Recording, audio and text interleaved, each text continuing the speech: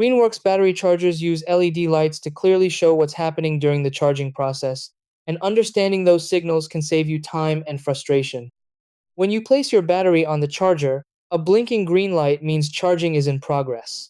Once the battery reaches full capacity, the light turns solid green, confirming it's ready to use. If you see a solid red light, the battery temperature is outside the safe charging range.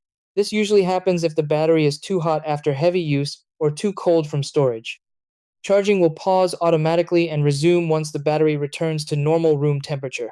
A flashing red light is more serious. It typically signals a connection issue, internal fault, or defective battery. If you encounter a flashing red light, start by removing the battery and unplugging the charger for about a minute to reset the system. Then, reconnect everything, making sure the battery clicks firmly into place.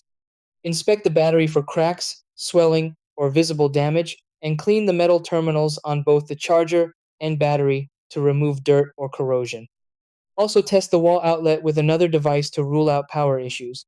If the battery is too hot or cold, bring it indoors and allow it to stabilize before charging again. If the red light continues after these steps, the battery may be defective and should be replaced, especially if still under warranty.